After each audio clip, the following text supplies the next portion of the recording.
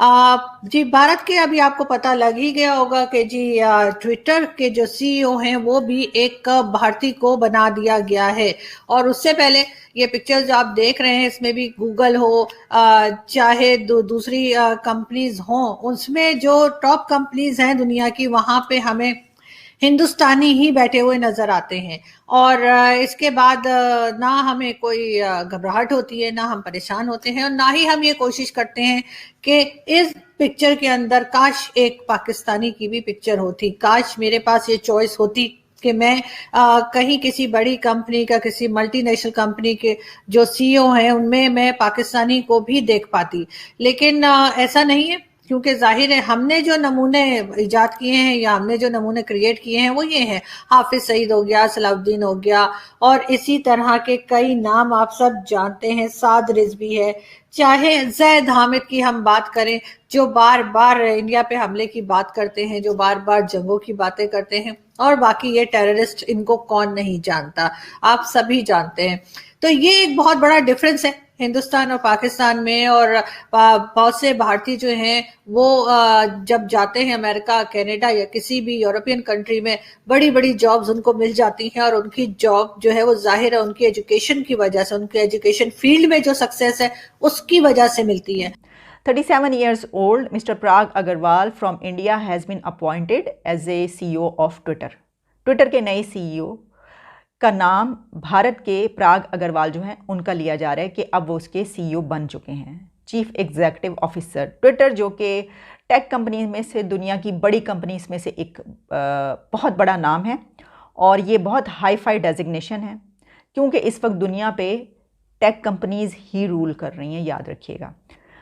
लेकिन जो हमारा इस वक्त बात करने की जो आप कह लीजिए मकसद है वो ये है कि इस वक्त पूरी दुनिया में जो टेक कंपनीज रूल कर रही हैं उन सब पे इंडिया के सीईओज लगे हुए हैं।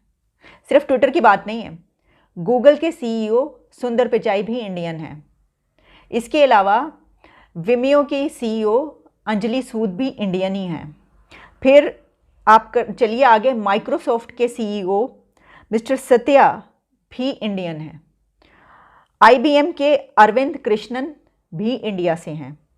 एडोब के मिस्टर नारायण सीईओ इंडिया के हैं।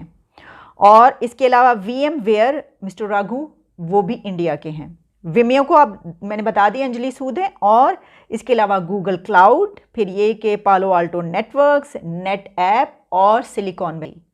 आप सिलिकॉन वैली में आप जाइए, आप देखिएगा कि वहाँ पे बड़ी तादाद जो सिर्फ हाई डेजिग्नेशंस पे तो हैं ही हैं, लेकिन बड़ी तादाद वर्कर्स की भी जो है आपको पता चलता है कि इनका ताल्लुक भारत से है।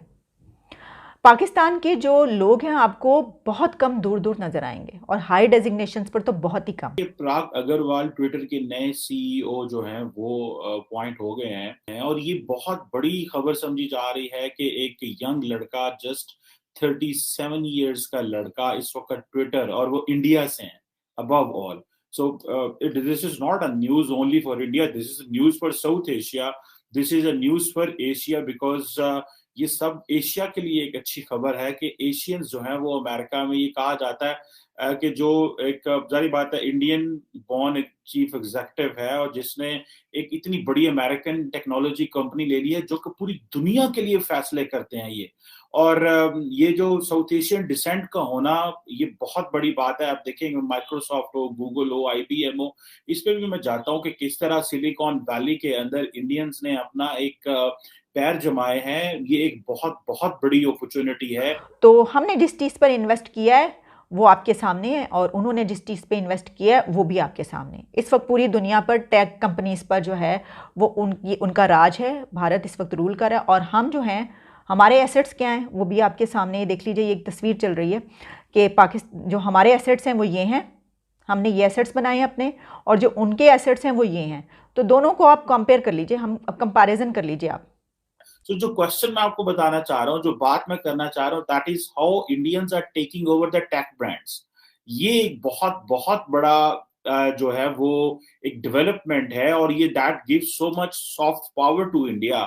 और ये एक ब्रांडिंग है, मैं समझता हूँ ये, और ये साउथ एशिया के लिए भी एक अपॉर्चुनिटी है। यहाँ के जो लोग हैं पाकिस्तान से, बांग्लादेश से, बाकी ममालिक से, उनके लिए भी एक अपॉर्चुनिटी है कि if the Indian youth can do, why they can't do. अब ये 37 इयर्स का जो लड़का है, ये पूरी दुनिया को बताएगा कि ट्विटर पॉलिसीज क्या हैं, और पूरी दुनिया की जो लीडरशिप है they will be looking towards it. ये आप समझ लें कि इंडिया का जो सिलिकॉन वैली के ऊपर वो जो एक पंजा है वो और गाड़ा गया है।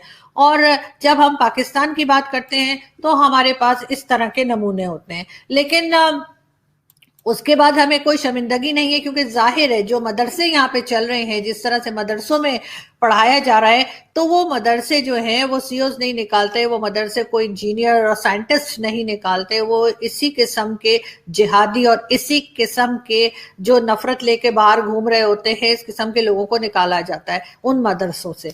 तो बिल्कुल पाकिस्तान को अगर कुछ आगे बढ़ना है, पाकिस्तान को अगर अपना नाम कहीं पे पैदा करना है, पाकिस्तान को अगर प्रोग्रेसिव होना है, तो सबसे पहले इस तरह के लोगों को जो है रोक लगानी होगी, इस तरह के लोगों को जो है वो जेल करानी होगी, इस तरह के लोगों के मदरसे बंद करने होंगे, ना सिर्फ वैसे बल्कि सारे के सारे मदरसे सबसे पहले बंद करने होंगे। तभी पाकिस्तान जो है वो भारत को किसी जगह पे जाके कोई कंपटीशन दे पाएगा, वरना भारत इसी तरीके से आगे बढ़ता रहेगा और आप यहाँ बैठ के बस यही ख्याली पुलाव पकाते रहेंगे कि जी ये वाला मिसाइल बना लें, कि वो वाला मिसाइल बना लें, कि दिल्ली पे झंडा लहरा दें, कि क्या कर दें। ये चीजें छोड़ दें और सिर्फ एजुकेशन पे काम करें और इकोनॉमी पे काम करें, तभी कुछ हो पाएगा। लेकिन यहाँ पे जिस तरह की गवर्नमेंट चल रही होती है, जिस तरह से एस्टेब्लिशमेंट और हमारे फौजी जो आप जानते हैं ना, वो जिस तरह से काम कर रहे होते हैं, उसका क्या ही